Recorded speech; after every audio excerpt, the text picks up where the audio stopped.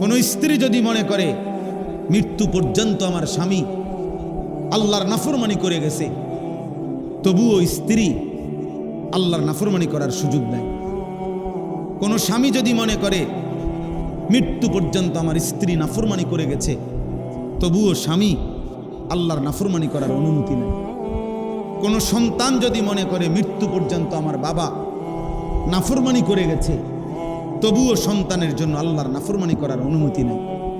কোন বাপ যদি বুঝে মৃত্যু পর্যন্ত আমার সন্তান আল্লাহর নাফরমানি করে গেছে, তবুও বাবার নাফরমানি করার সুযোগ নেই।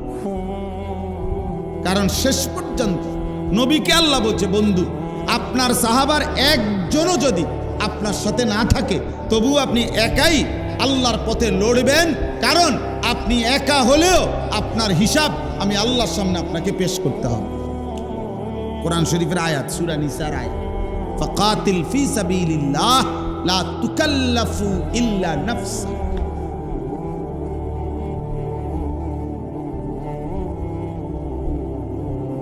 ধরে নেন আপনার সাহাবাদের কেউ উঠে নাই তাহাজ্জুদ রাত্রে, আমি আপনারে পড়তে বলছিলাম, আপনি যদি বলেন রব্বুল আলামিন আমার একটা সাহাবীও উঠে নাই দেখে আমি উঠি নাই, না আপনি উঠলেন না কেন সেটা বলেন। নবীজির জীবনের একটি যুদ্ধ ছিল, যে যুদ্ধে 12,000 সাহাবী ছিল নবীজির সাথে, হুনাইনের যুদ্ধ। সেই যুদ্ধে দুশমনের আক্রমণে প্রথমেই পুরা ময়দান সাহাবারা, যুদ্ধের ময়দান ফাঁকা হয়ে গেছে, ছত্রভঙ্গ হয়ে গেছে। কাফেরদের প্রথম আক্রমণেই 12,000 সাহাবী ময়দান ছেড়ে দিছে। সমস্ত কিতাবে আছে, কোরআনের তাফসিরে আছে, আল্লাহর নবী সাল্লাল্লাহু আলাইহি সাল্লাম সেদিন একা আপন জায়গায় দাঁড়িয়েছিলেন, 100টা পিছপা হন। কারণ ওই যে যদি আপনার 12,000ও অনুসারী আপনার সাথে নাও থাকে, আপনি একা দাঁড়াইতে হবে, কারণ আপনারও তো হিসাব দিতে হবে।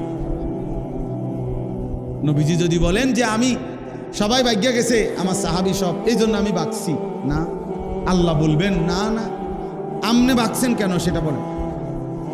আবু বকর ওমর কেন বাঁচছে এটা তারা জিগাম আলাদা, তাগোটা তারা উত্তর দিবে, আপনারটা আমনে বলেন।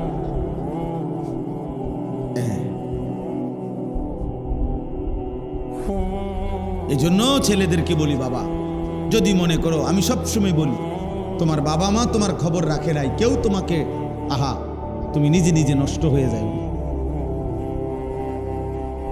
কোন স্ত্রী মা বোন যদি শুনে থাকেন, ওনাকেও বলি, হযরতে আসিয়া প্রমাণ করছে, কোরআনে আছে, আমার স্বামী ফেরাউন মৃত্যু পর্যন্ত কুফরির উপরে ছিল এবং আমারে মৃত্যু পর্যন্ত কুফরির দিকে নিতে চেষ্টা করছে। আমি একা স্ত্রী, আমি একাই ফেরাউনের সামনে জীবন দিছি আল্লাহর জন্য, কিন্তু ঈমান ছাড়ি না।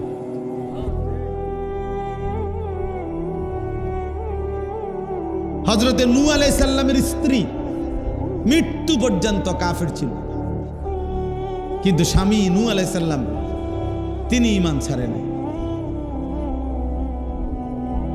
হযরত ইব্রাহিম আলাইহিস সালামের আব্বা মৃত্যু পর্যন্ত কাফের ছিল, কিন্তু ইব্রাহিম সন্তান ঈমান ছাড়ে না। হযরত নূহ আলাইহিস সালামই আবার আরেকটা, উনি ওনার ছেলে কেনান মৃত্যু পর্যন্ত কাফের ছিল, কিন্তু বাবা তিনি ঈমান ছাড়ে না। তাহলে ঈমানের প্রশ্নে, আখিরাতের প্রশ্নে সন্তানের কারণে বাবা হাল ছেড়ে দিবে, বা বাবার কারণে সন্তান হাল ছেড়ে দিবে, বা স্ত্রীর কারণে স্বামী হাত পাও ছেড়ে দিবে, বা স্বামীর কারণে স্ত্রী হাত পাও ছেড়ে দিবে, এই অনুমতিও নাই। মহিলার একথা বলার নাই সুযোগ। আমার স্বামী বারবার বলছে দেখে আমি দেবরের লগে দেখা দিছি, বাসুরের লগে দেখা দিছি, না বোন হারাম এটা। প্রয়োজনে এমন স্বামী 100 বার দূরে সরে যাবে, কিন্তু তুমি হারাম করতে পারো না। স্ত্রী বেপর্দা বাজারে বাজারে ঘুরার অনুমতি চাচ্ছে, আমনে পুরুষ যা বে আমার বউ এ তো কিতা করবো আর বেডিত মানুষ, হ্যাঁ আচ্ছা যাক বেপর্দাই চলুক, মানুষের বেটার লগো কথা কোক, আমার বেটার লগো কথা কোক, আমার লগো কোক, বাগে টাগে যা পাই মানুষে চাইয়া টাইয়া যা থায়। হ্যাঁ, তো বেশরম নারীর আর কি, বেহায়া নারী, বেপর্দা নারীর আর থাকে কি? সবারে দেখায় টাকাইয়া যা থাকে এই কুদ্দুরিত জামের কপালে। হ্যাঁ, নাই তো কি? তাহলে স্বামীকে এটা বলা যাবে না? না না, অসম্ভব। তোমার মতো স্ত্রী প্রয়োজনে 1000 বার চলে যাবে, কিন্তু আমি আল্লাহর নাফরমানি করতে পারবো। ইব্রাহিম আলাইহিস সালামের আব্বা বলছিল আজর, ইব্রাহিম আমি কিন্তু তোমারে পাথর মাইরা মাইরা ফেলবো। কোরআন শরীফে আছে লা আরজুমান্নাকা, পাথর মার মুকুলাম, তুমি যে আমার মূর্তির বিরোধিতা করো। ওয়াহজুরনি মালিয়া, এবং বলছে তেজ্য পুত্র করে বাড়ি ছাড়া করে দেব, জাগা জমি একটা বদনাও নিতে দিতাম না বেটা, তেজ্য পুত্র করে দেব।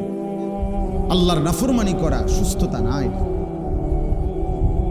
আল্লাহ তাআলা প্রতি সেকেন্ড প্রতি মুহূর্ত আমাদের সাথেই আছেন, আমাদেরকে দেখছেন।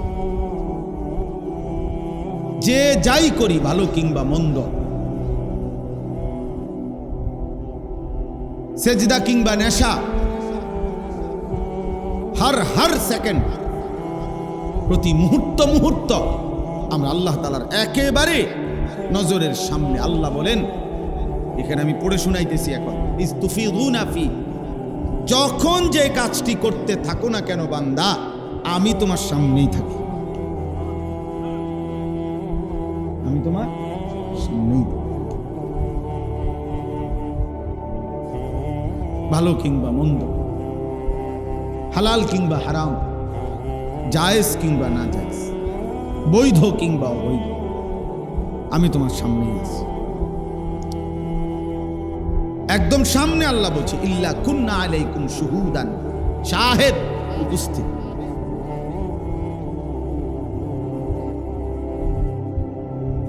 সেজদা দিলেও আমি দেখি, জিনা করলেও আমি দেখি, উলঙ্গ ছবি দেখলেও আমি দেখি, আল্লাহর কোরআন পড়লেও আমি দেখি।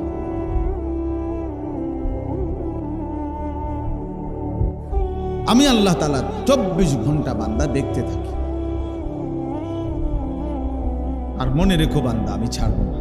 আল্লাহ কোরআনে কিন্তু বারবার বলছে, বান্দা আমি ছাড়বো না, কিন্তু আমি ছাড়বো না রে বান্দা, ছাড়বো না। তুমি বুঝো নাই আমার, তুমি আমার রহমান নাম শুনছ, কিন্তু আমি যে কাহার, আমি যে জুনতিকাম, প্রতিশোধ গ্রহণকারী, কোরআনে আল্লাহর নাম আছে প্রতিশোধ গ্রহণ, তুমি সেটা হয়তো শুনো না। তুমি আমার দয়া মায়াওয়ালা নাম শুনেছ, কিন্তু আমি যে ক্ষমতাধর, প্রবল প্রতাপান্বিত, সেটা হয়তো শুনো, তুমি বুঝো নাই। এই জন্য চলে সবাই শুনি কোরআনুল কারীমের এই আয়াত, একটা মাত্র আয়াত পড়ছি আমি। ছেলেরা তোমরাও শুনো বাবা, এত অল্প বয়সে এত নষ্ট হয়ে গেলে বাকি জীবন কেমনে পারবে? এত ছোট বয়স, মাত্র 14 বছর 12 বছর, এখনই আল্লাহ চেনো না, হায় নাফরমান। যখন টাকা হবে, সম্পদ হবে, আরো একটু মাতবরি পাইবা, তখন কেমনে চিনবা? এখন তো তুমি অবুঝে বলা যায়। এখনই যদি হয় এত নিকৃষ্ট আচরণ, এত চরিত্রহীন, এত কম বয়সে যদি এত অশ্লীল ছবি দেখো, নারী দেখো, হারাম কাজে লিপ্ত থাকো, বাকি জীবন যদি আল্লাহ হায়াত দেয় 60 বছর, তো যার বয়স এখন মাত্র 14, তোমার তো আরো 46 বছর বাকি, বাকি জীবন কেমনে পাবে?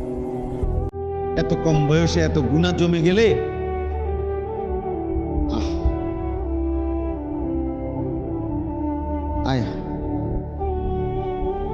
আমাদের মুসলিম ইতিহাসের যুগ যুগে কথা তো ছিল এই, মানুষের বয়স যত কম, মানুষের মধ্যে আল্লাহকে মানার যোগ্যতা তত বেশি। এটা কিতাবের কথা।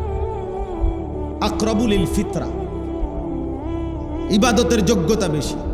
কেন? বয়স যত কম গুনাহ তত কম। যিনি মনে করেন আজকে 60 বছর বয়স, এখনো আমি প্রতিদিন এটা বলি, এই বয়সেও যিনি বিড়ি সিগারেট খায়, তাহলে হিসাব করে দেখেন উনি আজকে কত বছর খায়। না হয়তো 20 বছর বয়সে দৌড়ছে ধরেন বিড়িখানা, তাহলে আজকে 40 বছরের গুনাহগার।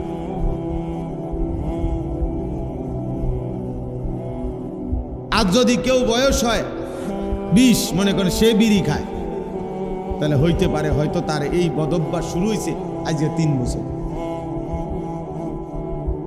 তাহলে 40 বছরের গুনাহ আর 3 বছরের গুনাহ বরাবর।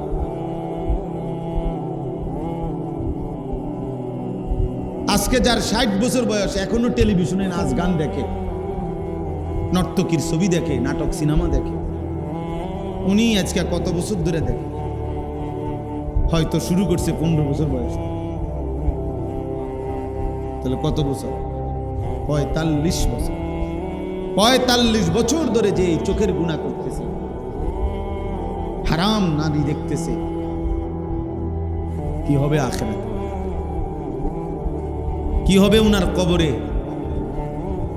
উনি শুধু চোখের হিসাব দিবে কিভাবে? চোখের হিসাব দিবে কিভাবে? আজকে 60 বছর বয়সও যিনি সুদ খায়, সুদ দেয়, কিস্তি খায়, কিস্তি নেয়, কত বছর? মিথ্যা তাহলে এই হারাম করতেছে আজকে কত বছর? আল্লাহ তাআলা বলছে, বান্দা মনে রেখো, হাসরের ময়দানের একদিনের টেনশনে, ছেলেরা যদি না বুঝো বাবা, তো যারা একটু বুঝের তারাই বোঝেন। কোরআনে আল্লাহ বলছে, আমার বান্দা এই যে তুমি দিবানিশি গুনাহ করছো, পাপ করছো বান্দা, তুমি কি জানো হাসরের ময়দানের একদিনে দুঃখ, কষ্ট, পেরেশানি, যন্ত্রণায় খোদার কসম আল্লাহ বলছে, ইয়াউমাইয়া জাআলুল বিলদানা শিবা, একদিনের টেনশনে কোলের বাচ্চা বুড়া হয়ে যাবে। কয়দিনে? একদিনের টেনশন। ফাকাইফা তাত্তাকুনা ইন কাফারতুম ইয়াউমাইয়া জাআলুল বিলদানা শিবা, একদিনে বাচ্চা বুড়া হয়ে যাবে, একদিনে চুল পাইকা সাদা হয়ে যায়।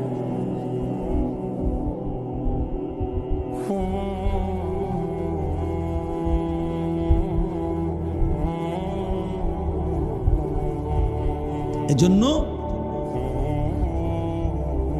আমি আমার কথা বললাম, শুধু ওয়াজ করা আমার মাকসাদ না। সুর দিলাম আর গল্প বললাম,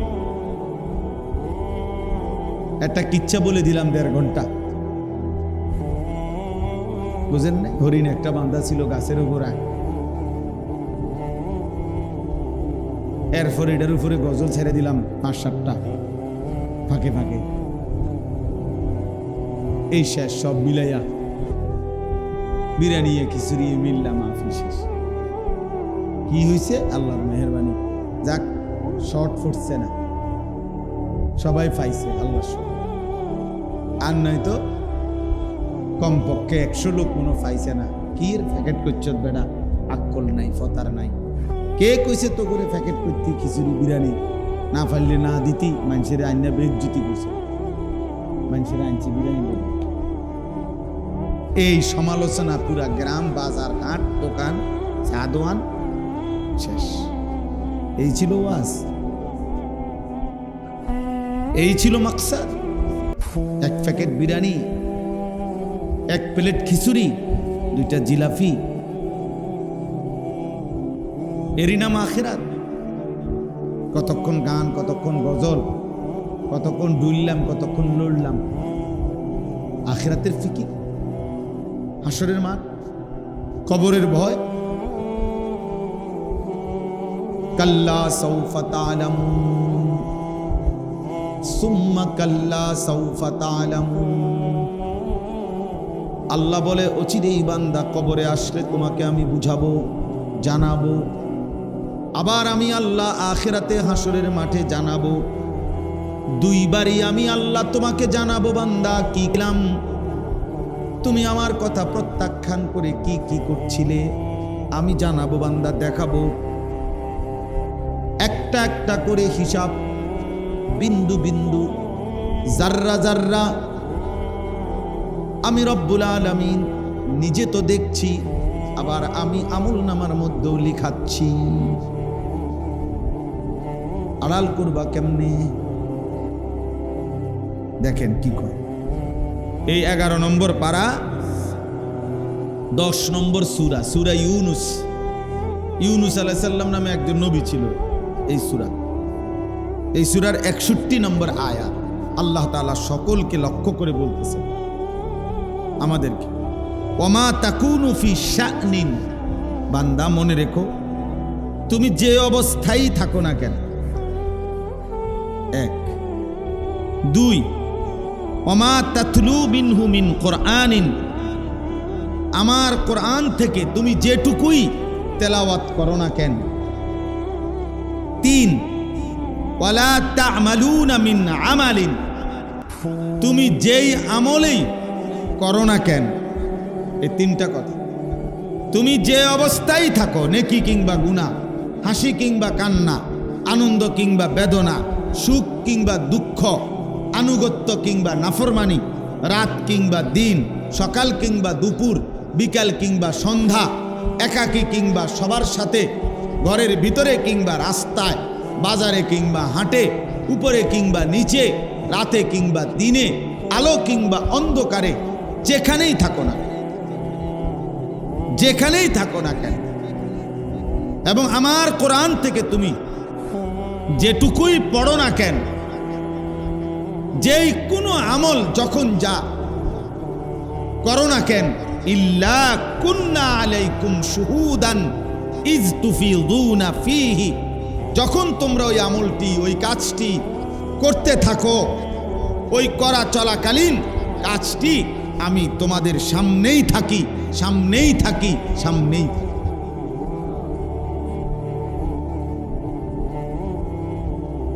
হাসলেও আমি দেখি, কাঁদলেও আমি দেখি, আনন্দেও দেখি। ওইটা এটা বন্ধ করেন। আনন্দেও দেখি, বেদনাতেও দেখি, অভাবের সময়গুলো আমি দেখি, সুখের সময়গুলো আমি দেখি। রাত গভীরে যে তাহাজ্জুদের সেজদা দিয়ে কাঁদে আমি তাকেও দেখি, সারা রাত উলঙ্গ ছবি দেখে যে মোবাইলে নারী দেখে আমি ওই নাফরমানকেও দেখি। ইল্লা কুন্না আলাইকুম শুহুদান ইদ তুফিদুনা ফীহি, যখন যা করতে থাকো না কেন আমি রব্বুল আলামিন তখন সামনেই থাকি, আমি উপস্থিত থাকি। আল্লাহর নবীকে আল্লাহ বলেন আল্লাযী ইয়ারাকা হিনা তাকুম, নবীকে আল্লাহ বলছে বন্ধু আপনি যখন নামাজে দাঁড়ান আমি পুরা নামাজে আপনাকে দেখতে থাকি। ওয়া তাকাল্লুবাকা ফিস সাজিদিন, আল্লাহ বলে বান্দা বন্ধু আপনি যখন আমার অন্যান্য বান্দাদের সাথে রুকু করেন, সেজদা করেন, রুকু থেকে বসেন, আত্তাহিয়াতু পড়েন, তো আমি আল্লাহ তখনও প্রতিটা রুকুতে, প্রতিটা সেজদায়, প্রতিটা বসায়, প্রত্যেকটা উঠা নামায় আমি আপনাকে দেখতেই থাকি, দেখতেই থাকি, দেখতেই থাকি।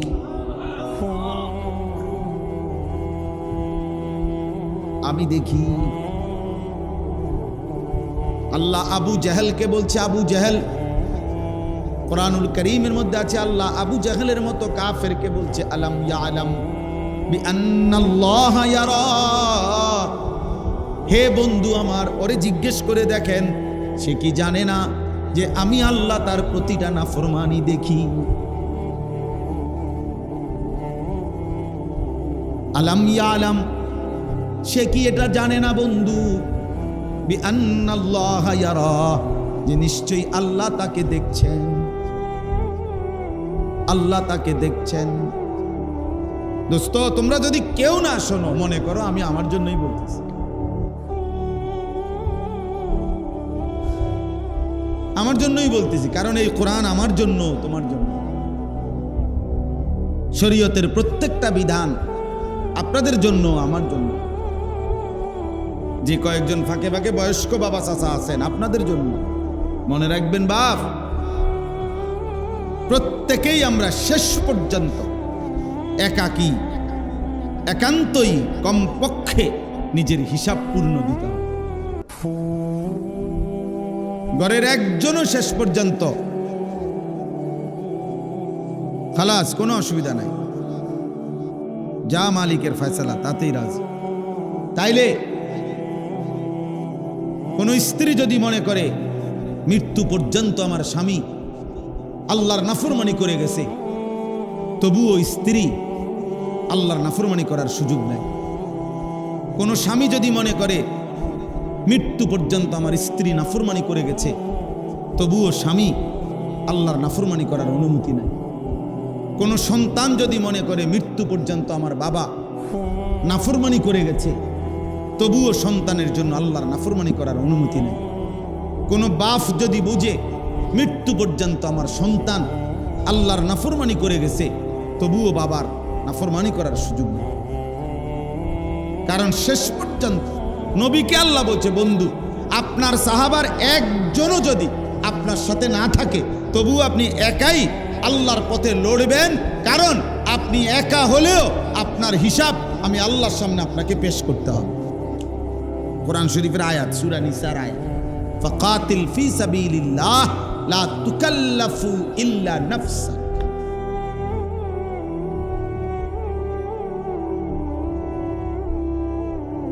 ধরে নেন আপনার সাহাবাদের কেউ উঠে নাই তাহাজ্জুদ রাত্রে, আমি আপনারে পড়তে বলছিলাম, আপনি যদি বলেন রব্বুল আলামিন আমার একটা সাহাবী ওঠে নাই দেখে আমি উঠি নাই, না আপনি উঠলেন না কেন সেটা বলেন।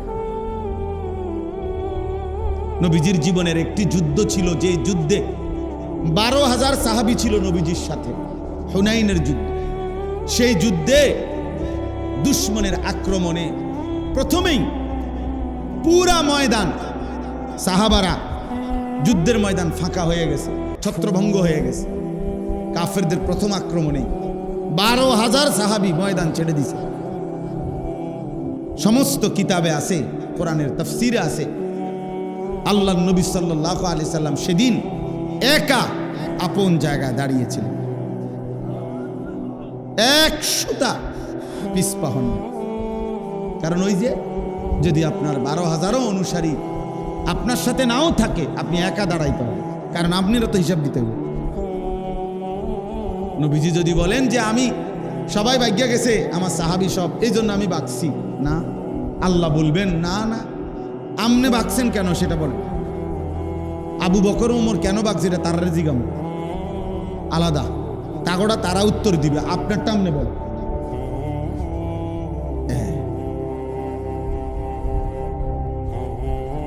এই জন্য ছেলেদেরকে বলি, বাবা যদি মনে করো, আমি সবসময় বলি, তোমার বাবা মা তোমার খবর রাখে নাই, কেউ তোমাকে আহা তুমি নিজে নিজে নষ্ট হয়ে যায়।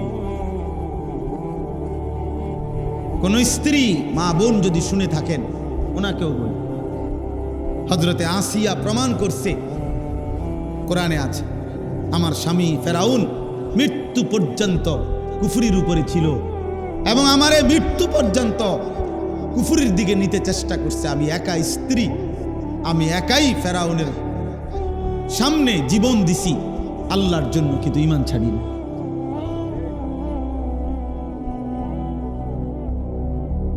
হযরতে নূহ আলাইহিস সালামের স্ত্রী মৃত্যু পর্যন্ত কাফের ছিল, কিন্তু স্বামী নূহ আলাইহিস সালাম তিনি ঈমান ছাড়েন। হযরত ইব্রাহিম আলাইহিস সালামের আব্বা মৃত্যু পর্যন্ত কাফের ছিল, কিন্তু ইব্রাহিম সন্তান ঈমান ছাড়ে না। হযরত নূহ আলাইহিস সালামই আবার আরেকটা, উনি ওনার ছেলে কেনান মৃত্যু পর্যন্ত কাফের ছিল, কিন্তু বাবা তিনি ঈমান ছাড়ে না। তাহলে ঈমানের প্রশ্নে, আখিরাতের প্রশ্নে, সন্তানের কারণে বাবা হাল ছেড়ে দিবে, বা বাবার কারণে সন্তান হাল ছেড়ে দিবে, বা স্ত্রীর কারণে স্বামী হাত পাও ছেড়ে দিবে, বা স্বামীর কারণে স্ত্রী হাত পাও ছেড়ে দিবে এই অনুমতিও নাই। মহিলার একথা বলার নাই সুযোগ। আমার স্বামী বারবার বলছে দেখে আমি দেবরের লগে দেখা দিছি, বাসুরের লগে দেখা দিছি। না বোন, হারাম এটা। প্রয়োজনে এমন স্বামী 100 বার দূরে সরে যাবে, কিন্তু তুমি হারাম করতে পারো না। স্ত্রী বেপর্দা বাজারে বাজারে ঘুরার অনুমতি চাচ্ছে, আমনে পুরুষ যা বে আমার বউ তো কিতা করবো আর বেডিত মানুষ। হ্যাঁ আচ্ছা যাক, বেপর্দাই চলুক, মানুষের বেটার লগো কথা কোক, আমার বেটার লগো কথা কোক, আমার লগো কোক, বাঘে টাগে যা পাই মানুষে চাইয়া টাইয়া যা থায়। হ্যাঁ তো বেশরম নারীর আর কি, বেহায়া নারী বেপর্দা নারীর আর থাকে কি? সবারে দেখায় টাকাইয়া যা থাকে একত্রিত জামের কপালে। হ্যাঁ নাই তো কি? তাহলে স্বামীকে এটা বলা যাবে না? না না, অসম্ভব কথা। তোমার মতো স্ত্রী প্রয়োজনে 1000 বার চলে যাবে, কিন্তু আমি আল্লাহর নাফরমানি করতে পারবো। ইব্রাহিম আলাইহিস সালামের আব্বা বলছিল আজর, ইব্রাহিম আমি কিন্তু তোমারে পাথর মাইরা মাইরা ফেলবো। কোরআন শরীফ আছে আর জুমান না, পাথর মার মুকুল, তুমি যে আমার মূর্তির বিরোধিতা করো। ওয়াহজুরনি মালিয়া, এবং বলছে তেজ্য পুত্র করে বাড়ি ছাড়া করে দেবো, জাগা জমি একটা বদনাও নিতে দিতাম না বেটা, তেজ্য পুত্র করে দেবো। কোরআনে আছে ইব্রাহিম আলাইহিস সালাম বলছে আব্বা, হ্যাঁ আপনি চেনেন না আমারে, আপনি বোঝেন নাই, আপনাদেরও ছেড়ে দিলাম, আপনারা যে মূর্তির পূজা করেন আমি তাও ছেড়ে দিলাম। আদউ রাব্বি, আমি একা আমার রব আল্লাহকে ডাক দিলাম। আসা আল্লাহ আকুনা বিদুআই রাব্বি শাকিয়া। ইব্রাহিম নবী বললেন বাবা মনে রাখবেন বাপ, আমি এমন এক রবকে ডাক দিলাম, আমি বিশ্বাস করি আমার রব এই মালিক আল্লাহকে ডেকে কেউ কোনোদিন লাঞ্ছিত হয় না। তোমার দেবতা থাকতে পারে বাবা অনেক, আমার মালিক কেবল একজন, আর আমার এক মালিকই এমন মালিক, এই মালিক রে কেউ ডাক দিলে জীবনে কোনোদিন কেউ বঞ্চিত হয় না।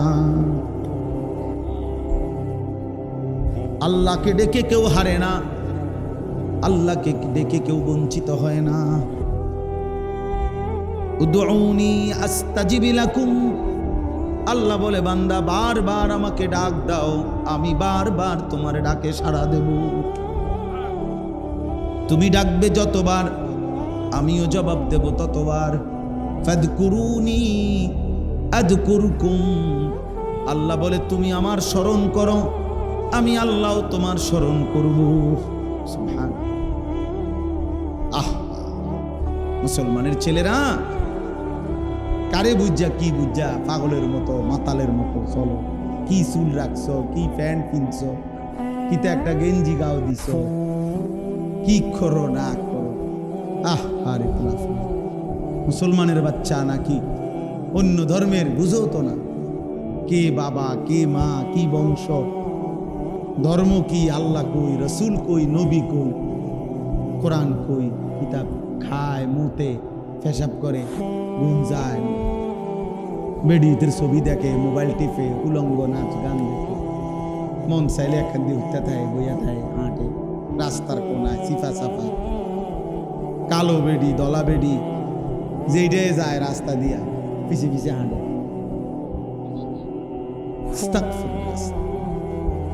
মনে রাখো ছেলেরা, একটা ছেলে যদি মনে রাখো মুসলমানের রক্ত যদি থাকে, 1 ফোঁটা রক্ত জাগে, তাহলে ওই পূজার ওই মন্দিরের ওই পূজার কোনো মূর্তি দেখতেও যদি যাও তো ঈমান থাকবে না। বললাম 1 বিন্দু ঈমান থাকবে না। ধর্ম যার যার, উৎসব সবার, এটা কাফেরের কথা, এটা বেঈমানের কথা, এটা নাফরমানের কথা, এটা মুরতাদের কথা, এটা ফ্যাসিস্টের কথা হইতে পারে, এটা মুসলমানের কথা হইতে পারে না, ইমানদারের কথা না। সাবধান, মুসলমানের বাচ্চা, ইমান হারায়ও না। ভাত 2 বেলা কম খাইলে কিছু হবে না। এই পৃথিবীতে আরো চেষ্টা করলো সবার টাকা সমান হবে না, সবার সম্পদ সমান হবে না রে ভাইয়া, আরো করলে হবে। এতদিন যেহেতু হয় নাই, আর কোনোদিন হবেও না। দুনিয়ার পদ পদবি, সুখ শান্তি, দালান বিল্ডিং, অর্থ সম্পদ, এটা ব্যবধান হবেই, হবে কি না? হবে। আপন ভাই কারো 10 কোটি টাকার মালিক, তারই ছোট ভাই তে ফকির, তাহলে এর ব্যবধান হবেই। কিন্তু ঈমান শ্রেষ্ঠতম সম্পদ, ঈমান হারা তো সর্বহারা। সাবধান, বেঈমানের ওই প্রসাদ খাইতে যাইও না, বেঈমানের ওই নারী দেখতে যাইও না, বেঈমানের ওই মূর্তি দেখতে যাইও না। হাদিসের মধ্যে আছে, আল্লাহর নবী সাল্লাল্লাহু আলাইহি ওয়াসাল্লাম বলছে, বিশুদ্ধ হাদিস, নবীজি বলছে যদি দাজ্জালও বের হয় আর শুনো যে ওইখানে দাজ্জাল, খোদার কসম নবী বলছে, হে আমার উম্মত, ওই দাজ্জালও যদি শুনো যে ওইখানে দাজ্জাল আসছে, দাজ্জালেরও উকি দিয়া দেখতে যাইও না। সম্মোহনের মতো, জাদুর মতো, মন্ত্রের মতো করে তোমারও সে কুফরির মধ্যে ঢুকায় ফেলবে, ঢুকায় ফেলবে। হাদিস এটা আমি নিজে পড়ছি, যে দাজ্জালের নাম শুনলো যাইও না।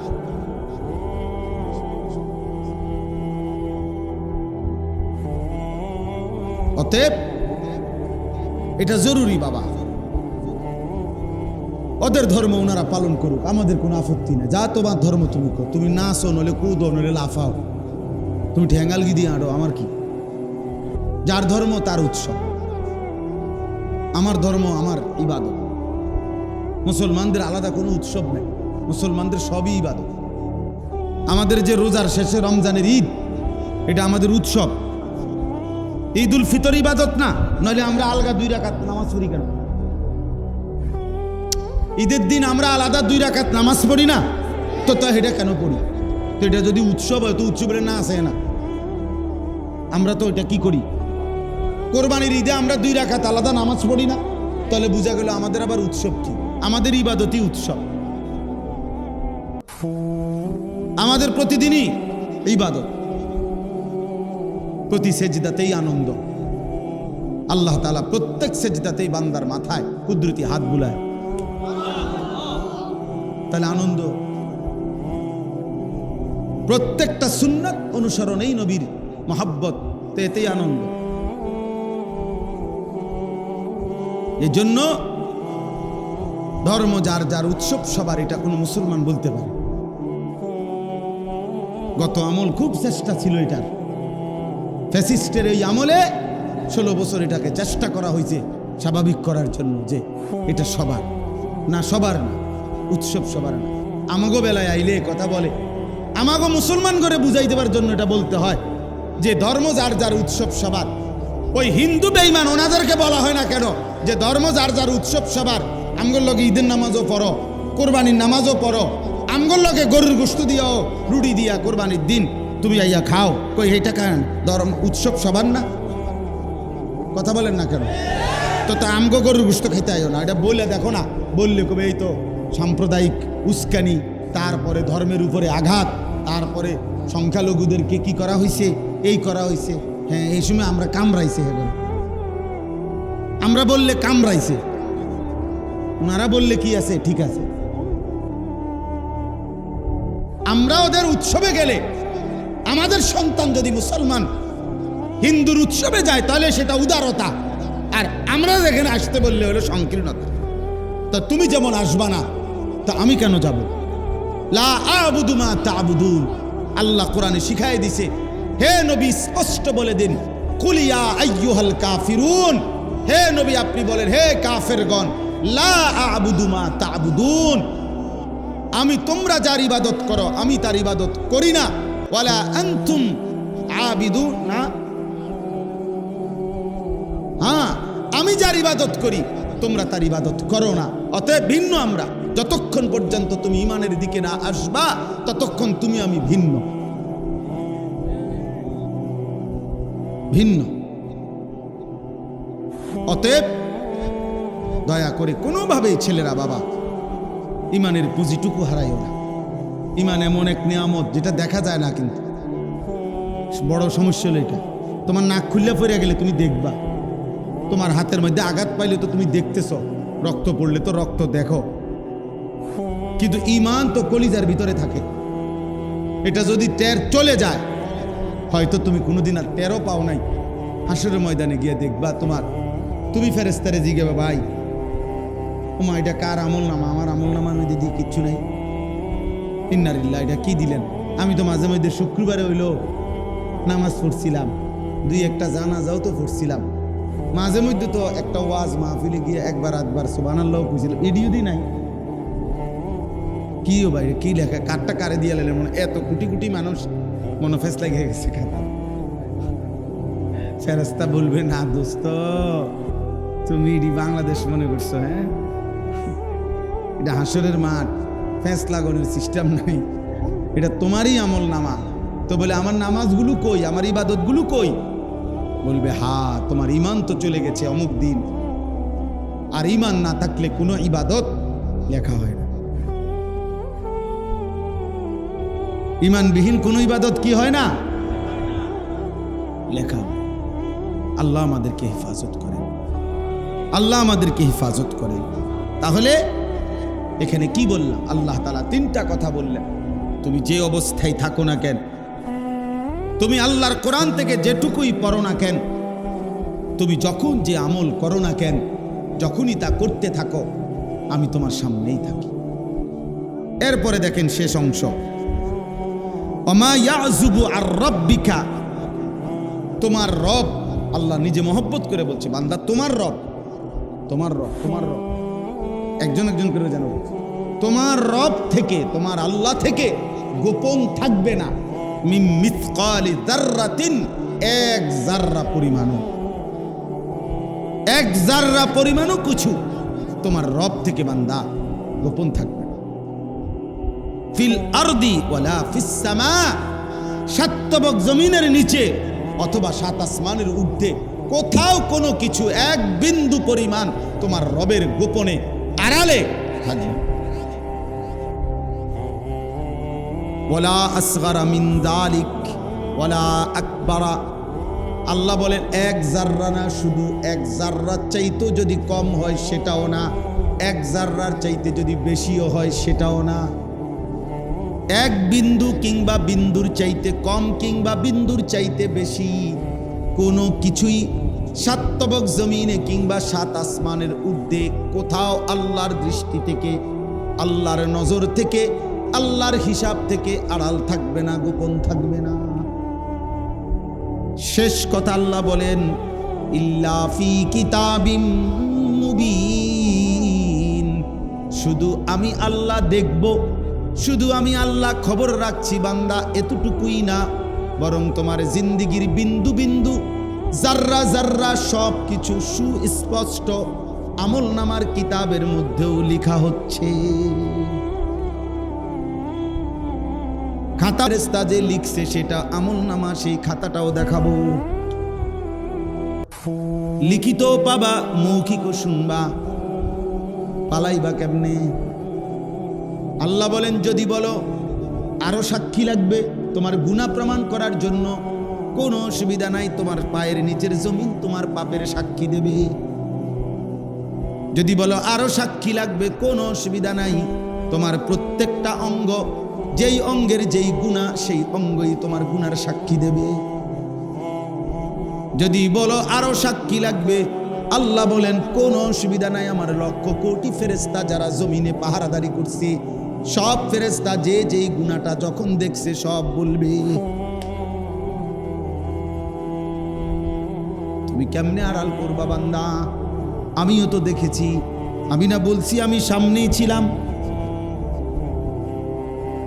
আমি না বলছি আমি আমল নামার মধ্যে লিখে রেখেছি, আমি না বলছি জমিন সাক্ষী দেবে, আমি না বলেছি ওয়া শাহিদা আলাইহিম সামাউহুম ওয়া আবসারুহুম ওয়া জুলুদুহুম, চোখ কান সমস্ত দেহের অঙ্গ সাক্ষ্য দেবে।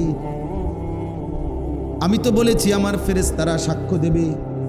আমি তো বলেছি আমি রব্বুল আলামিন নিজে বর্ণনা করব। হ্যাঁ চলো ভাইয়া, চলো যার যার মতোই চলো, কোনো অসুবিধা নাই দোস্ত। বাতে তো খাও, হ্যাঁ আমরা বাতে খাই। আজকে আমরা যারা ফজর জোহর আসর মাগরিব এশা পড়ছি, মাগরিব পর্যন্ত পড়ছি, আমরা বাতে খাই। তুমি যেই রোদ বৃষ্টিতে বড় হচ্ছ, আমরা এখানেই আছি। তুমি যেই দুনিয়া ভোগ করো, ওই দুনিয়া আমরাও ভোগ করি। কাজে আহামরি কোনো মৃত্যু, কোনো হারামখোর, কোনো সুদখোর, নাফরমান অতিরিক্ত কিছুই ভোগ করে না। এবারে গরুর গোশত খাইলে যেরম স্বাদ, ইমানদার গরুর গোশত খাইলে একই স্বাদ, একই স্বাদ। সুদখোরের টাকা যেই কালার, হালাল উপার্জনকারীর টাকাও একই কালার। 100 টাকার নোট দুটোটা একরকম। সুদের 100 আর উপার্জনের 100 টাকা একই কালার, একই কালার না তো আর কি। আর কি বিবি প্রত্যেকের ঘরেই আছে, হারামখোরের ঘরেও বউ আছে, হালাল উপার্জনকারীর ঘরেও বউ আছে। কিছু টানা হেসরা এটা সবার ঘরে আছে। একবারে কিস্তিওয়ালা 1000 কোটি টাকার মালিকেরও অনেক টানা হেসরা আছে। আমি 4 কোটি টাকা খরচ করে বিল্ডিং করছে এমন ব্যক্তির ঘরে গেছি দোয়া করতে, দেখছি বাথরুমের সিটকারির মুখ নাই। সিটকারি যে লাগায় এই ছোট্ট যে একটা, যেটার মধ্যে আংটাটা, এটা নাই, শুধু এইটা নাই, আর সব ঠিক আছে। তা আমি এখন বাথরুমের দরজা কেমনে লাগাও? এটা যদি না থাকে সিটকারি, তো এটা আটকান যাবনি দরজাটা। আবার যদি কেউ, আমি বসলে যদি কেউ ঠেলা দেয়,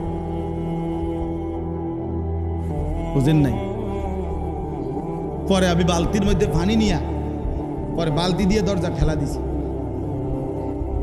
তাহলে কি বুঝা গেল? অভাব আছে, অভাব থেকে যায়, অভাব থেকে যায়।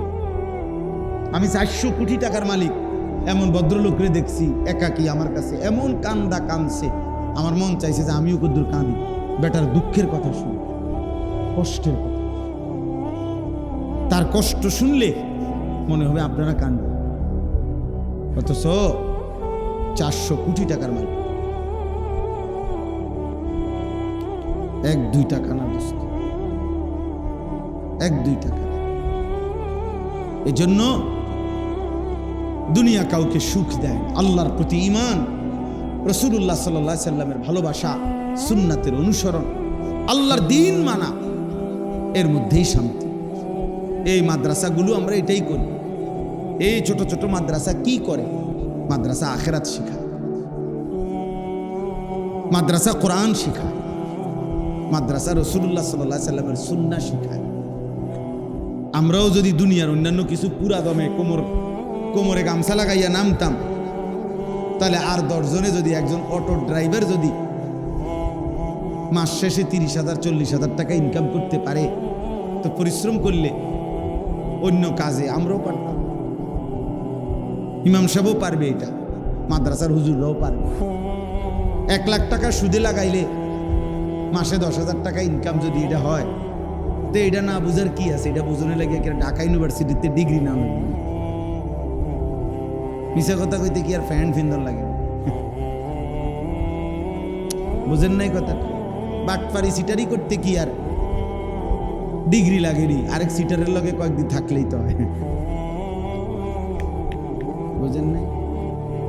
আরেক বাটফারের লগে কয়েকদিন থাকলেই তো হয়। যে কমলা ফোঁসা দিয়া কমলা ডর্জন ডর্জন বেচে, তার লগে আপনি 2-3 দিন দেখলেই বুঝবেন কেমনে ফোঁসা কমলাটা দেয়। 100 গ্রাম কম দিয়া যে 1 কেজি গরুর গোশত বেচে, আপনি এই সিটারের লগে কয়েকদিন থাকলেই বুঝবেন কেমনে কম দিত। এটা কোনো ডিগ্রি লাগতো না, আপনি SSC পাস না ইন্টার পাস, কীর্তেন ফাঁস দিয়ে করবেন কি? আপনি বাটফারের লগে না থাকবেন কয়েকদিন। বুঝেন না কথাটা? ওর লগে থাকলেই তো আপনি বুঝবেন এটা কেমনে কম দেয়। এটা আবার ডিগ্রি লাগে নাকি? এই জন্য দুনিয়া এবং দুনিয়ার উপার্জন, এ তো আরেক দুনিয়াদারের সাথে থাকলেই বোঝা যায় ভাইয়া। তো খুব আহামরি কিছু। এই জন্য আমরা বুঝি না, হুজুর মানুষ আপনারা কিছু বোঝেন না। না না, বুঝবো না কেন? আপনি ছোট্টবেলার থেকে যদি ভাত মাছ খাইয়া বড় হয়ে থাকেন, আমি কি চিড়া খাইয়া বড় হয়েছি? কথা বলেন না। আমরা কি চিড়া খাইয়া বড় হয়েছি? তো তা বুঝতাম না কেন? না বুঝার কি আছে? হ্যাঁ, আমরা একটু বেশি বুঝি। কি বেশি বুঝি? পণ্ডিতি বেশি না, আমরা একটু বেশি আগাইছি, এতটুকু বুঝি যে আমার আখেরাত আছে, আমার আল্লাহর কাছে আমাকে হিসাব দিতে হবে, আমাকে হাসরের ময়দানে দাঁড়াইতে হবে। এটা যদি না বুঝতাম তো হালাল হারাম, জায়েজ না জায়েজ, সুদ কিস্তি, পাক না ফাক, সব কিছু আমরাও ধরতে পারতাম। আটকায় গেছি কোথায়? আখেরাতের কথা বুঝো নাই, পরকালের কথা ভাবাতে। এজন্য কোরআনে আছে সমস্ত কাফের বেঈমানের মূল মন্ত্র হইল যে জীবন মানে দুনিয়া। এটা যদি কারো কলজে ঢুকাইতে পারে যে ভাত মাছ খাইয়া কেমন আছি, খাইয়া পইরা, অনেক মানুষ দেখেন না কথা কথা বলে যে হুজুর আল্লাহর রহমতে, হ্যাঁ আল্লাহর দয়া, জিফুত লইয়া খাইয়া পইরা আলহামদুলিল্লাহ ভালো আছে। উনি বুঝছে জীবন মানে হইলো খাইয়া পইরা ভালো থাকা, বাতে মাছে চাইলে ডাইলে তেলে সাবানে গদ্দুয়ার নিয়ে মোটামুটি উনি ভালো আছে। না রে ভাইয়া, মোমেনের ভালো লাগা, ভালো থাকা এতটুকু না। মোমেনের আসল ভালো থাকা আখেরাত, কবর, মিজান, ফুলসেরা। এই জন্য মাদ্রাসা, মাদ্রাসা দিন শিখায়, মাদ্রাসা আরো গন্তব্য শিখায়, মঞ্জিল শিখায়, আখেরাত শিখায়, কবর শিখায়, পরকালের ভয় শিখায়, আল্লাহর কোরআন শিখায়, রসুলের সুন্নাহ শিখায়। হাদিসে আছে নবীজি বলছেন কিয়ামতের দিন আল্লাহ তাআলা এই কোরআন পড়নেওয়ালা তাদেরকে ডাইরেক্ট আল্লাহ বলবে ইকরা ওয়ারতাকি, আমার বান্দা তুমি আমার কোরআন পড়তে থাকো আর জান্নাতের উপরের দিকে উঠতে থাকো। ওই বান্দা জিজ্ঞেস করবে আল্লাহ কদ্দুর উপরে যাবো? আল্লাহ বলবেন কদ্দুর কি, আবার তুমি উঠবা না, তোমার পড়া থামবে যেখানে, তোমার উপরে উঠা থামবে ওইখানে। এবার তুমি যদি পুরা কোরআন পড়তে পারো তো পুরা কোরআন শেষ পর্যন্ত যত তালা হয় প্রতি আয়াতে ওখানে যাইবা। তুমি 100 আয়াত পড়তে পারলে 100 তালা, 1000 আয়াত পড়তে পারলে 1000 তালা, 6000 আয়াত পড়তে পারলে 6000 তালা। তুমি যাইবা যে পড়তে পারবা যে দূর, ও থামবা গিয়া উদ্দুর। ফাইন্না মানজিলাতাকা ইনদা আখিরি আয়াতিন তাকরাউহা। জন্য মাদ্রাসা, মাদ্রাসাকে ভালোবাসেন, মাদ্রাসাকে ভালোবাসেন। নিজেদের বাচ্চাদেরকে দিন শিখান, নিজেদের ছোট ভাইদেরকে দিন শিখাও। ছেলেরা, প্রত্যেকটা নারী পুরুষে আল্লাহর দিন শিখা ফরজে আইন। আপনার মন চাইলে পড়াইবেন মাদ্রাসায়, মন না চাইলে পড়াইতেন না। খোদার কসম, কোরআন শিক্ষা, নবীজির হাদিস শিক্ষা, আল্লাহর কসম বাবা, এটা মন চাইলের বিষয় না। আপনার যদি মন নাও চায়, গোটা পৃথিবীও যদি বাধা দেয়, তারপরও মুসলমানের সন্তানকে আল্লাহর কোরআন শেখানো ফরজে আইন। মনে করেন আপনার মন চায় না, মনে করেন আপনার ভালো লাগে না, ভালো না লাগলেও এখন নামাজের ওয়াক্ত, নামাজ পড়তেই হবে আমাকে। ঠিক কোরআন শিখা ফরজে আইন। অতএব মাদ্রাসাকে ভালোবাসেন, মাদ্রাসাকে ভালোবাসেন। একটা মাদ্রাসা মহল্লাবাসীর কাছে 3টা জিনিস চায়। 1 নাম্বার দোয়া, 2 নাম্বার আতফাল সন্তান, 3 নাম্বার আমওয়াল দান সাদাকা। এজন্য বুজুর্গরা বলছেন কোন ব্যক্তি যদি মাদ্রাসার সাথে এই 3 ভাবে সম্পর্ক রাখে, মাদ্রাসার জন্য দোয়া করলো, নিজের হোক অন্যের হোক, বুঝাইয়া সুজাইয়া। আমার জীবনে আমি আলহামদুলিল্লাহ চাচাতো ভাই, মামাতো ভাই, ফুফাতো ভাই, গ্রামের আত্মীয় স্বজনের ছেলে, এরকম অসংখ্য ছেলে আলহামদুলিল্লাহ ছাত্র জীবন থাকতে ক্লাস 8-এ স্কুলে পড়ে মামতো ভাই, স্কুল ড্রেস, বইপত্র জানুয়ারি মাসে সব কিছু দিয়া ফেলছে। সকালে স্কুলে যাবে, রাত্রে বেড়াইতে গেছি নানার বাড়ি, বুঝাইয়া মামারে রাত্রে, রাতের ভিতরে সকালবেলা সেই মামতো বাইরে আমার লগে কইরা মাদ্রাসা দিয়ে গেছি দিন শিখাবার জন্য। সেই মামতো ভাই এখন আলহামদুলিল্লাহ আলেমে দিন। আমি কি এটা সওয়াব পাবো? তার প্রতিটা শুদ্ধ উচ্চারণ, তার প্রতিটা কোরআন তেলাওয়াতের নেকি আমি পাবো না? তাই না? এই আতফাল, আপনার সন্তান হোক, আপনার নাতি নাতনি আত্মীয় স্বজন এলাকাবাসী তাদের বাচ্চা হোক, যে কোনোভাবে চেষ্টা থাকবে যে আমি কোনো সন্তান যেন মাদ্রাসায় দিতে পারি। আমাদের মাদ্রাসার একটা ছাত্র আছে, এই ছাত্রের মা মহিলা, পর্দানসীন মহিলা। আমি দেখছি এই মহিলা আশ্চর্য যে আমার মাদ্রাসার হুজুররা বলল, কয় হুজুর এই পর্যন্ত না হয়তো 20 থেকে 25 জন বাচ্চা, তাহলে সে কি এগুলোর নেকি পাবে না? তাইলে আতফাল সন্তান। 3 নাম্বার হলো আমওয়াল, কিছু দান সাদাকা। 10 টাকাই দেন, 100 টাকাই দেন, না বললেও যদি আলগা কালেকশনের হুজুর আনে আর 1.5 ঘন্টা লাগাইয়া যদি এমনি 14 গোষ্ঠী গোলাইয়া যদি হতাইয়া কইনাইয়া কয়, তাহলে না ফাইতে যা, বেশি জ্বালাতন করতেছে হুজুরে, দে দে 100 দে আর কিরবি।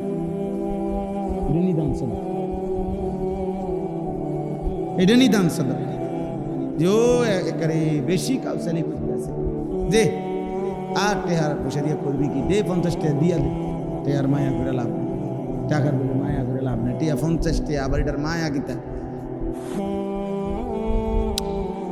কথার কথায় বুঝাইলাম, অর্থাৎ এইটা না, দিল থেকে মহব্বতে দিতে থাকা। কেউ দেখে নাই, চলার পথে আমি দিয়ে গেলাম। এক মুমিনের মনে রাখবেন, যে বোঝেন, এক মুমিনের 2টা সিফাত নিয়মিত। একজন মুসলমানের 2টি গুণ নিয়ম প্রতিদিন। একটা হলো মুমিন প্রতিদিন নামাজ পড়ে, মুমিন প্রতিদিন সাদাকা করে। এই জন্য কোরআনের যত জায়গায় নামাজের কথা, তত জায়গায় এটার সাথেই সাদাকার কথা। এই যাকাত, সাদাকা, ফিতরা, দান, 1 টাকাও মুমিন প্রতিদিন দান করে, এটা মুমিনের বৈশিষ্ট্য। আমরা তো বুঝেন না, আপনারা মনে করেন হুজুরে যদি কো দেন না, আর কে আছেন দিবেন, এ বহুত কিছু বললে, না না না, আলহামদুলিল্লাহ, আল্লাহ কবুল করে, মাশাআল্লাহ, দিতে থাকেন। হযরত আবু বকর সিদ্দিক রাদিয়াল্লাহু তাআলা আনহু, ওনার সিফাত ছিল, এটা কিতাবে আছে, উনি প্রতিদিন দান করতেন, কম হোক। বোঝেন নাই? নবীজি বলছেন প্রয়োজনে একটা খেজুরের দানা, খেজুরের দানা বোঝেন না, খেজুরের আটি, খেজুরের দানা, ছোটবেলায় আগে দেখতাম এগুলা দিয়ে সাইরগুটি খেলতো। খেজুরের দানারে মাঝখান দিয়ে কাইটা বাচ্চারা এমনি কি করতো, খেলতো। এই খেজুরের একটা দানা হলো, নবীজি বলছে আল্লাহর রাস্তায় সাদাকা করো। অল্প অল্প বুঝাইছে, মানে এর দূরে হোক, 5 টাকা হোক, 10 টাকা হোক, 100 টাকা হোক, 1000 টাকা হোক, দিতে থাকো। দেখলেও দাও, না দেখলেও দাও, বললেও দাও, না বললেও দাও। এটা মুমিনের সিফাত, মুমিনের বৈশিষ্ট্য এটা। হযরত আবু বকর সিদ্দিক প্রতিদিন দান করতেন, অল্প অল্প হলেও। এই জন্য কোরআনে আছে, আল্লাহ তাআলা নবীজিকে শুনাইছে, বন্ধু আপনার ওই আবু বকরকে ওয়ালা সাউফা ইয়ারদা, আমি আল্লাহ ওয়াদা দিলাম পরে আমি খুশি করে দেব। কোরআন শরীফের আয়াত, আবু বকর সিদ্দিকের জন্য নাযিল হয়েছে। আল্লাহ ওয়াদা দিছে, বন্ধু আপনি দেখবেন, যান কইলাম হাসরের দিন এই দান সাদকার বদৌলতে আমি ওয়াদা দিলাম আবু বকর সিদ্দিককে আমি খুশি করে দেব। যান কি দিমু, হেসমে দিমু, দেখবেন দেখবেন। ওয়ালা সাউফা ইয়ারদা, এটা আবু বকর সিদ্দিকের জন্য। এই জন্য যে নিয়মিত কম বেশি হোক দান করতে থাকে, তাকে আল্লাহর ওয়াদা, আল্লাহ যেন বলে তোরে আমি খুশি করে দেব। আলহামদুলিল্লাহ। এই জন্য ইনশাআল্লাহ কি বললাম, 1 নম্বর বলছি, আমার কথা শেষ। 1 নম্বর, ছেলেরা বাবা এত অল্প বয়সে আব্বা নষ্ট হয়েও না। আহা বাপ, তোমার বয়সী আমার ছেলেও আছে, আমার 14 বছরের সন্তান আছে, 16 বছরেরও সন্তান আছে। আমার প্রথম সন্তানের বয়স 16 বছর, আমার দ্বিতীয় সন্তানের বয়স 14 বছর, তৃতীয় সন্তানের বয়স 9 বছর। তাইলে আমার সন্তান আছে, তুমি আমার সন্তান, অথবা এর চাইতে একটু বড় যারা, তুমি আমার ছোট ভাই। এই জন্য বললাম নষ্ট হয়ে এই নারী, ছবি, মোবাইল, নাচ গান, বন্ধুদের আড্ডা, আল্লাহকে সেজদা না করা, 1 ওয়াক্ত নামাজ না পড়া, প্রিয় ভাই এটা মুমিনের জীবন না। এটা মুসলমান না বাবা, সুপারিশ মিলবে না, হাসরের ময়দান মিলবে না। আর দ্বিতীয় কথা হলো, এ কথা দিলের মধ্যে মনে করা 24 ঘন্টা আমরা কার সামনে আছি বলেন না? আমাদের সব দেখেন কে? সব মাশাআল্লাহ। ছোট ভাই মহব্বত করে বলছে আল্লাহ, আল্লাহ তারে কবুল করুন। হ্যাঁ, সে উপলব্ধি করছে বিষয়টা, আলহামদুলিল্লাহ। আর 3 নাম্বার হলো মাদ্রাসাকে ভালোবাসবেন, মাদ্রাসায় সন্তান পড়তে দিবেন, আপনাদের বাচ্চাকে দিন শিখতে দিবেন, বলেন ইনশাআল্লাহ। আল্লাহ তাআলা আমাদেরকে তৌফিক দেন, কবুল করেন আজকের এই মাহফিল মজলিস। আল্লাহ তাআলা বরকত দান করেন। নামাজ না পড়ে কেউ যাবেন না, ছেলেরা তোমরাও না। দেন দেন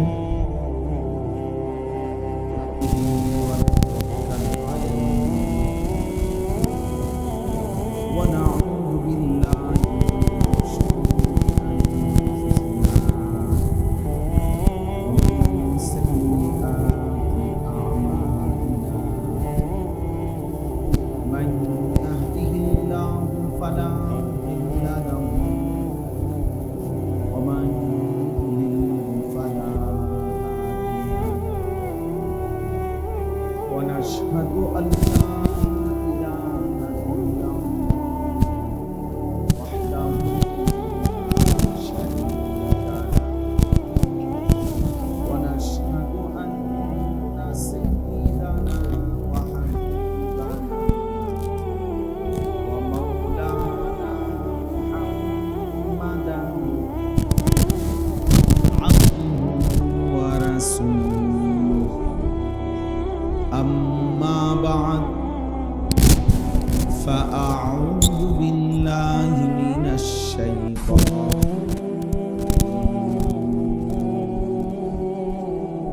بسم الله الرحمن الرحيم.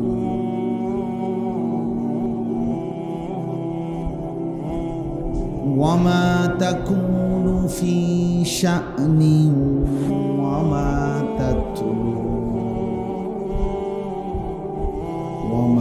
تتلو منه من قرآن ولا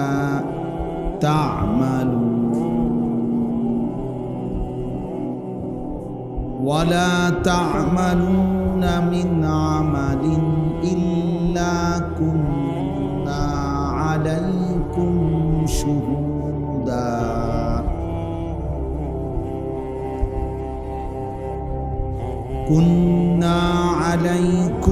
شهودا إذ تفيضون فيه وما يعزب عن ربك من مثقال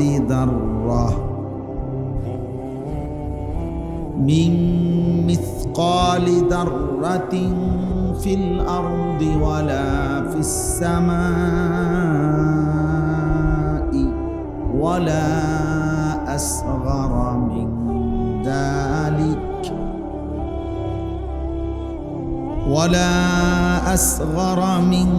ذلك ولا أكبر إلا في كتاب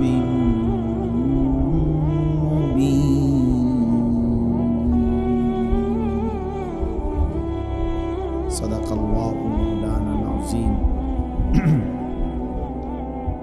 وقال نبينا صلى الله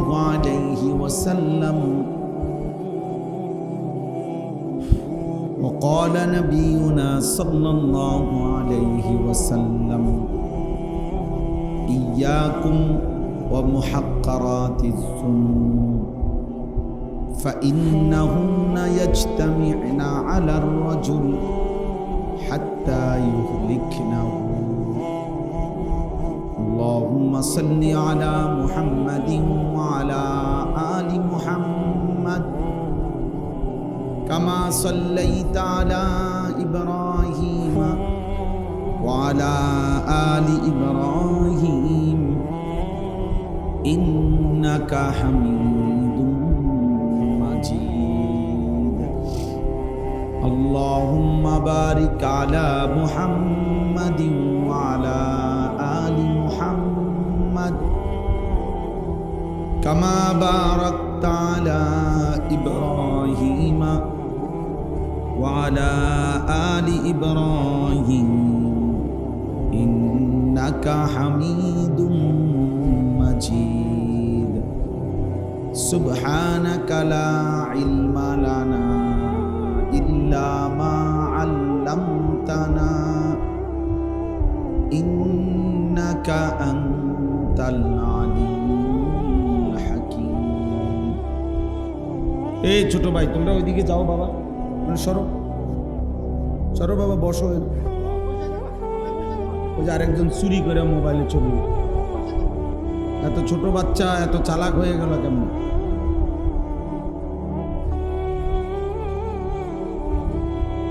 তোমরা নামো, তোমরা নিচে নামো। ভদ্রতা তো শিখো বেটা, আদব কায়দা শিখো। আহম্মক, তোমার বাপের সমান মুরব্বি এখানে বসা, দেখো না?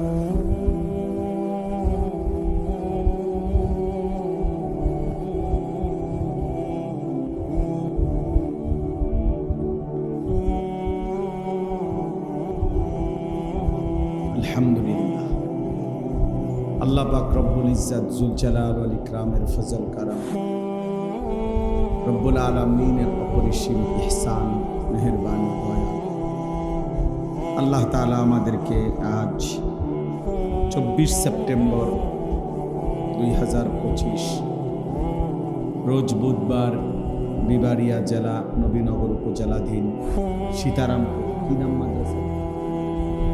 নূরে মদিনা মাদ্রাসার উদ্যোগে আজকের এই মুবারক ইসলাহি মজলিসে আল্লাহ তাআলাই আসবার বসবার, আল্লাহর জন্যই জমা হওয়ার তৌফিক দান করেছেন। আলহামদুলিল্লাহ। কিশোর ছেলেরা, নওজোয়ান ছেলেরা, বাবা একটা জিনিস মনে রাখো যে তুমি কিন্তু মুসলমান। তোমরা প্রত্যেকেই এখানে যারা বসছো, ছেলেরা 12 বছর হোক আর 10 বছর হোক, 14 বছর হোক, তুমি কিন্তু মুসলমান। আর মুসলমানের কোলের বাচ্চাটাও দামি,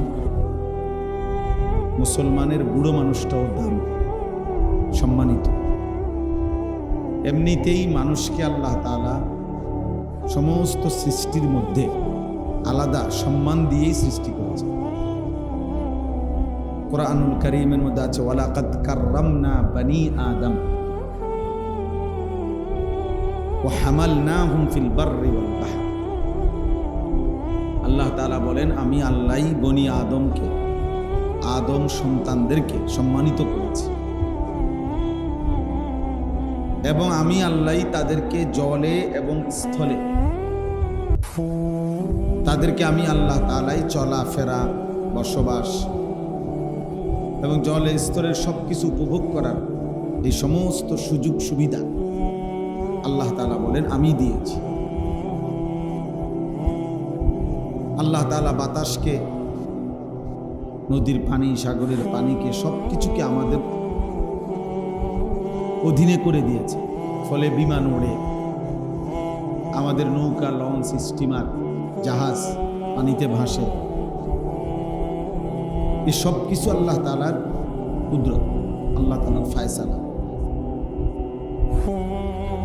কোরআনুল কারীমের মধ্যে আছে ওয়াল খাইলা ওয়াল বিগালা ওয়াল হামিরা লিতারকাবুহা ওয়া জিনা।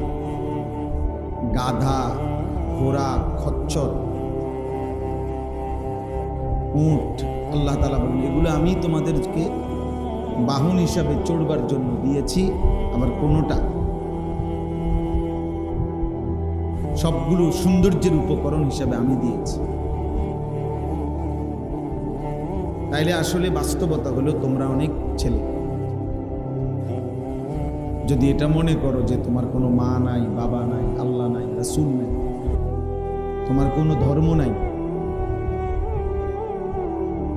তাহলে এটা কিন্তু কোনো সুস্থ স্বাভাবিক মানুষের কাজ না।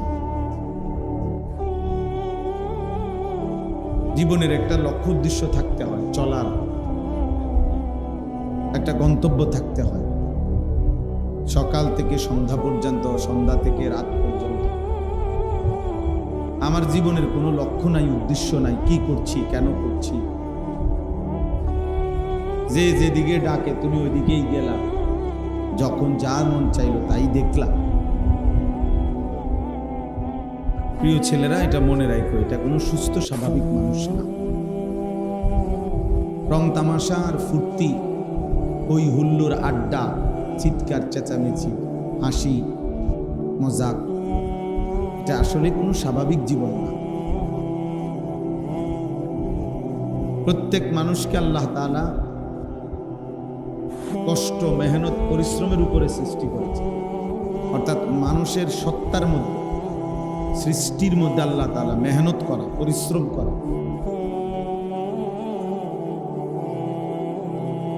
আল্লাহ তাআলা সৃষ্টিগতভাবে এটা দিয়ে দিয়েছে।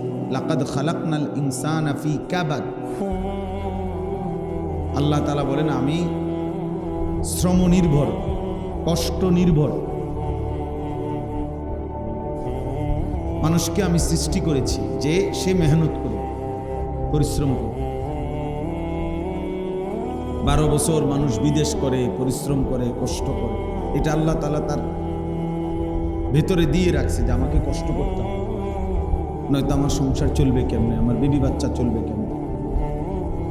কত কাজের মধ্যে কত মানুষ কঠোর পরিশ্রম করে সারাদিন, মাথার ঘাম পায়ে পড়ে।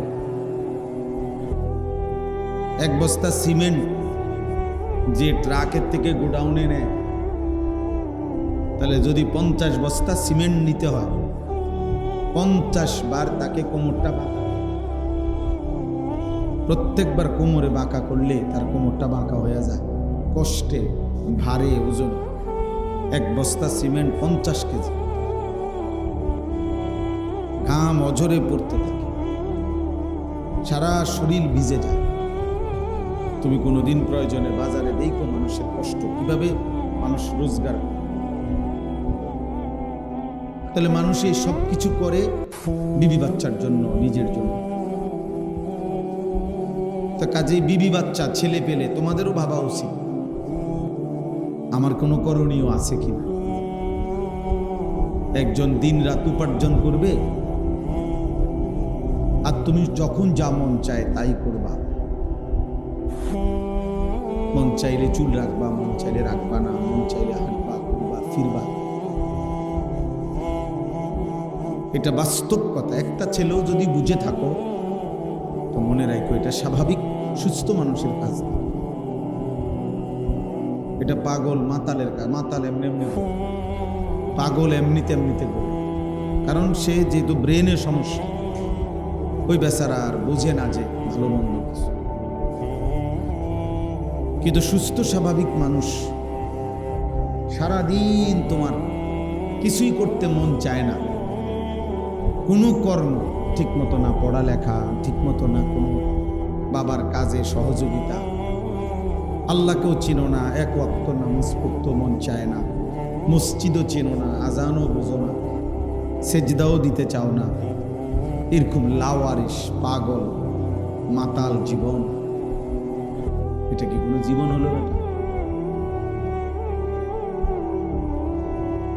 আমি মাঝে মাঝে নিজে খুঁজি যে কারো কাছ থেকে যদি আমি একটু সময় হাওলাত নিতে পারতাম, তাহলে আমি আর একটু কাজ করতে পারতাম। মানে একটু সময় আমার অনেক সময় তালাশ করি কারো কাছ থেকে যদি নিতে পারতাম, অথচ এটা তো সম্ভব না। মানে প্রতিদিন এই পরিমাণ কাজ যে মাথার উপরে থাকে, যেখান থেকে আলাদা অবসর সময়, বেহুদা সময়, গল্প করার মতো কোনো সময় মিলাইতে পারে। রাত 2টা 3টা পর্যন্ত আলহামদুলিল্লাহ। কর্মে ব্যস্ত থাকলে গুনাহ কম, কর্মে ব্যস্ত থাকলে গুনাহ কম। এটা খুব গুরুত্বপূর্ণ। যত মানুষ গাফেল, অলস, অকর্মণ্য, তাদের দ্বারা গুনাহ বেশি। কোরআনুল কারীমের মধ্যে আছে, আল্লাহ তাআলা বলছেন, ওয়ালা তুতি' মান আগফালনা কলবাহু আন যিকরিনা ওয়াত্তাবা হাওয়াহু ওয়া কানা আমরুহু ফুরুতা। আল্লাহ তাআলা বলেন, হে নবী, আপনি তাদেরকে অনুসরণ করবেন না, তাদের সাথে উঠা বসা করবেন না। এক নম্বরে, যাদের অন্তর আমি আল্লাহর স্মরণ থেকে গাফেল, ঘন্টার পর ঘন্টাও যার সাথে চললে ফিরলে উঠলে বসলে, যে নাফরমানের জবান দিয়ে একবার তার আল্লাহর নামও বের হয় না, এমন মানুষের সাথে উঠা বসা করবে।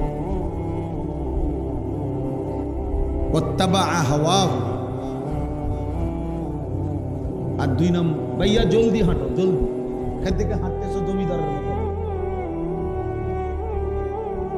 সবগুলো মানুষ তাকায় আছে, এতক্ষণ লাগে না তো হাঁটা, আমি দেখছি তো তোমার হাঁটার স্টাইল।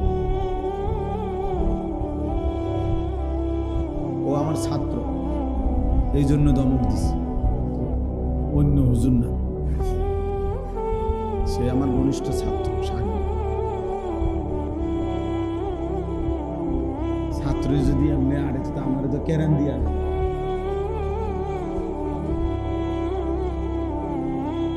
তাইলে বলতেছিলাম ওয়াত্তাবা হাওয়াহু, এবং আল্লাহ তাআলা বলেন যে সব বিষয়ে তার মনের ইচ্ছার অনুসরণ করে আপনি তার সাথে উঠা বসা করবেন। সন্দেহে সে ফালতু, সে ফালতু মানুষ, যার জীবনের কোনো নির্দিষ্ট কোনো গতি নেই।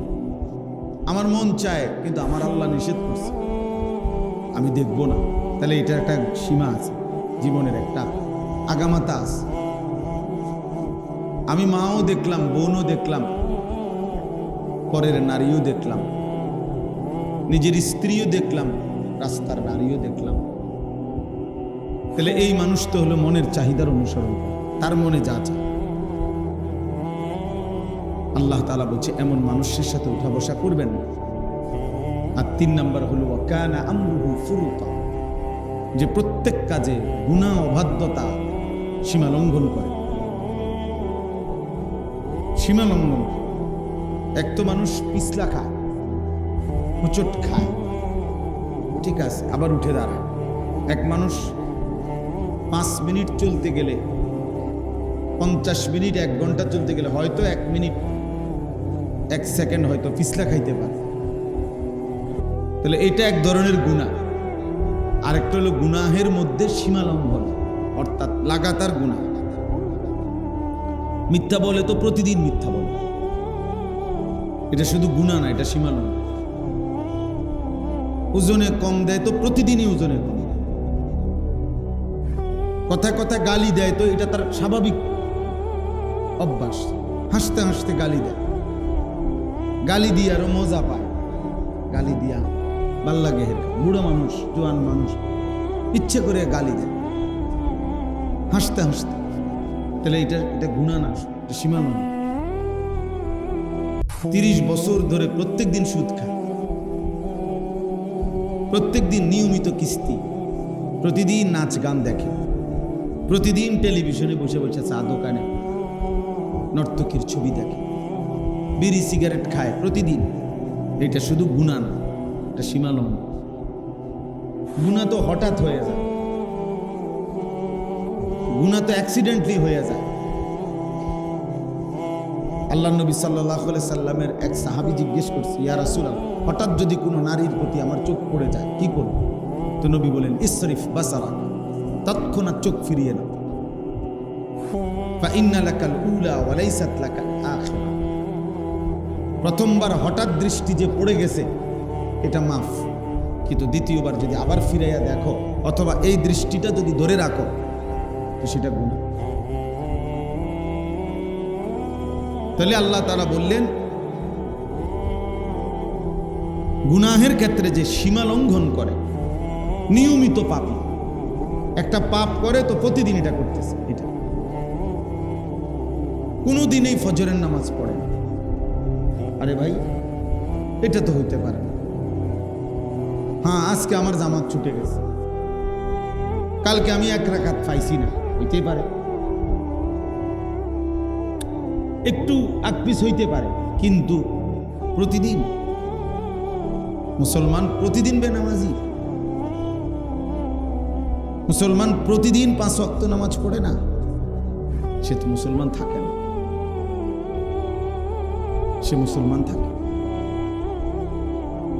রাসূলুল্লাহ সাল্লাল্লাহু আলাইহি ওয়াসাল্লাম বলেছেন, বাইনার রাজুলি ওয়া বাইনাশ শিরকি ওয়াল কুফর তারকুস সালাত। কোন ব্যক্তি কাফের না মুশরিক নাকি মুমিন, এই দুইয়ের মাঝে পার্থক্য করা হলো সে নামাজ ছেড়ে দেয় কিনা এর ভিত্তিতে। নবীজি বলছে নামাজ ছেড়ে দেয় কিনা এর ভিত্তিতে ফয়সালা হবে লোকটি মুমিন না মুশরিক। ছেড়ে না দিলে মুমিন, ছেড়ে দিলে মুশরিক। নবী সাল্লাল্লাহু আলাইহি সাল্লাম বলেন, মান তারাকা সালাতাম মুতাআম্মিদান ফাকাদ কাফার। যে ইচ্ছে করে নামাজ ছেড়ে দিল সে কাফের হয়ে যাবে। ফাকাদ কাফার বলেন কি, সে কাফের হয়ে কুফর। তাহলে বলো ভাই, তোমরা ছেলেরা যারা, তুমি বললে তো হলো না বাবা মুসলমান, কাগজে কলমে লিখলে হবে। হাসরের ময়দান তো দোস্ত ভোটার আইডি কার্ড দিয়ে, জন্ম নিবন্ধন সনদ দিয়ে নয়, টিকা কার্ড দিয়ে হবে। আমলনামা, আমলনামা। রাসূলুল্লাহ সাল্লাল্লাহু আলাইহি ওয়াসাল্লাম বলেছেন, যে ব্যক্তি নামাজের উপরে যত্নবান নয় তো সে কিয়ামতের দিন ফেরাউন, কারুন, হামান, উবাই ইবনে খালাফ, মানে পৃথিবীর সবচেয়ে বড় বেঈমান কাফেরদের শ্রেষ্ঠ কাফেরদের মধ্যে পৃথিবীর শুরু থেকেই পর্যন্ত এমন নিকৃষ্ট সবচেয়ে বড় প্রসিদ্ধ কাফের যারা, তাদের সাথে তারা হাসে। যাস ওদের সাথে তোমার হাসা রইলে, তোমারে যদি নবী সুপারিশ করে বেহেশত দেয় তো তারা দোষ কি? তারা বলবে, ফেরাউন নমরুদ বলবে তো আমরাও সুপারিশ করি।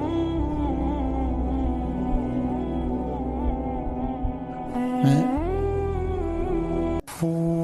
বুঝেন নাই? দাঁড় করাবে ফেরাউনের সাথে, তো এরপরে সুপারিশ করবে শুধু আমনের লেগা, তো করলে হের সমস্যা কি? হের জন্য করো।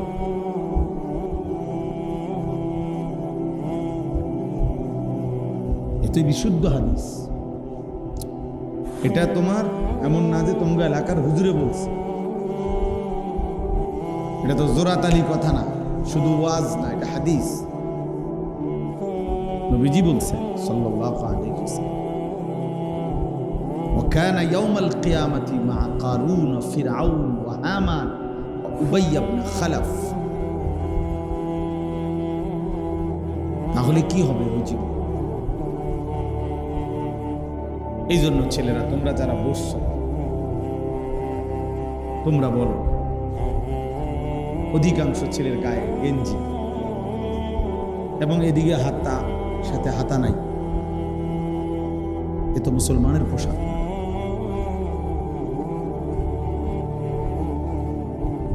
এ তো মুসলমানের পোশাক না বাবা।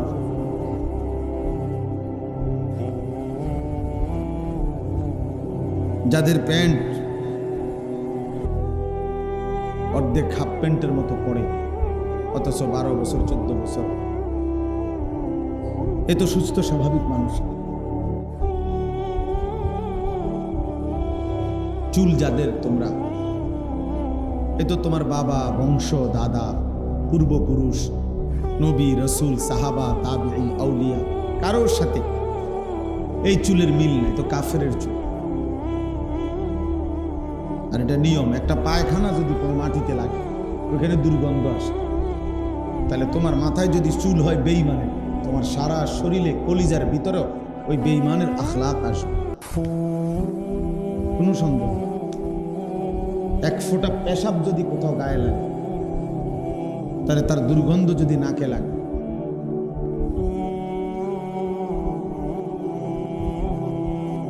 তোমরা যারা নাফাক থাকো, পেশাব করে পানি নাও না, এ তো বেঈমানের স্বভাব, এ তো কুত্তার স্বভাব, এটা তো কুত্তার স্বভাব। রাস্তার কুত্তা পেশাব করে পানি নেয়, তাহলে তোমার আখলাকের ভিতরে মানুষের স্বভাব আসবে। মানুষের স্বভাব আমরা ছোটবেলায় কিতাবে পড়ছি, বাঘের বাচ্চা, ছোট বাঘের বাচ্চাই কিছুদিন যাবত শিয়ালের সাথে থাকছে। এখন বাঘের বাচ্চাই ভুলে গেছে সে যে বাঘের বাচ্চা। তারে আর বুঝাইয়াই পারতেছে না সে যে কি বাঘের বাচ্চা, সে ভুলে গেছে। বাঘের বাচ্চা শিয়ালের সাথে বড় হওয়াতে এখন সেও মনে করে হে শিয়াল।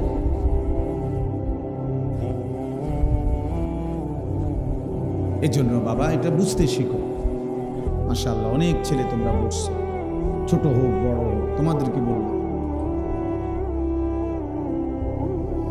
আখলাক বহুত গুরুত্বপূর্ণ। মানুষের নাম পর্যন্ত আসল, কোন ব্যক্তির নাম যেটা রাখে ওই নামের যেই প্রভাব ওই ব্যক্তির উপরে।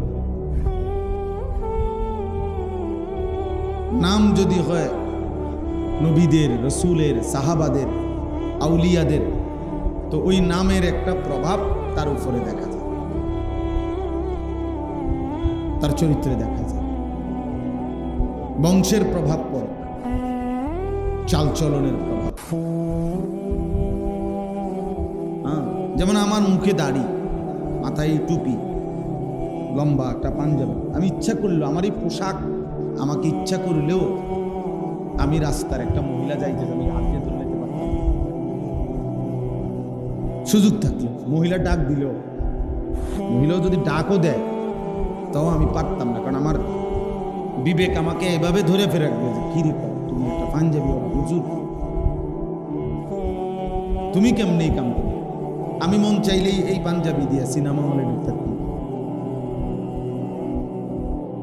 আর সমাজের কমপক্ষে 1000 মানুষ দেখলো বলবে না হুজুর, যত কথা এখন আমরা যত খারাপ হই, আপনি একটা হুজুর মানুষ, আপনি একটা পাঞ্জাবি টুপিওয়ালা, আপনি কেমনি এই কামটা করেন। ছি ছি, তাহলে আলহামদুলিল্লাহ আমার পোশাক, মুমিনের পোশাকও মুমিনকে গুনাহ থেকে বাঁচায়।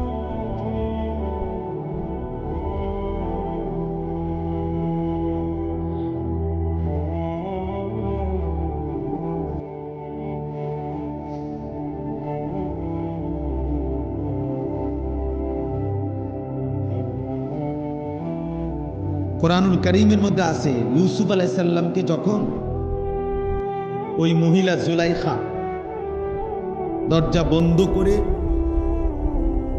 খারাপ প্রস্তাব দিছে জিনা করার জন্য, তখন তিনি কোরআনে আছে, তিনি বলছে ইন্নাহু রাব্বি আহসানা মাসওয়াই,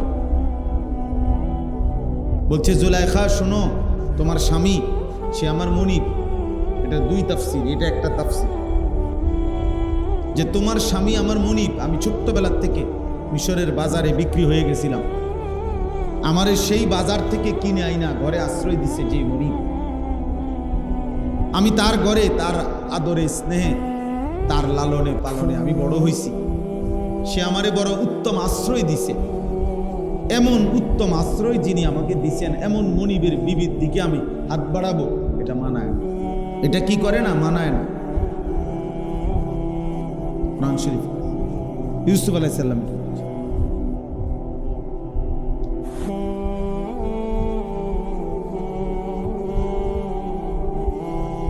এজন্য দোস্ত, সামান্যতম বিবেক আল্লাহ তাআলা প্রত্যেককে বিবেক দিয়ে সৃষ্টি করেছেন, আকল দিয়ে।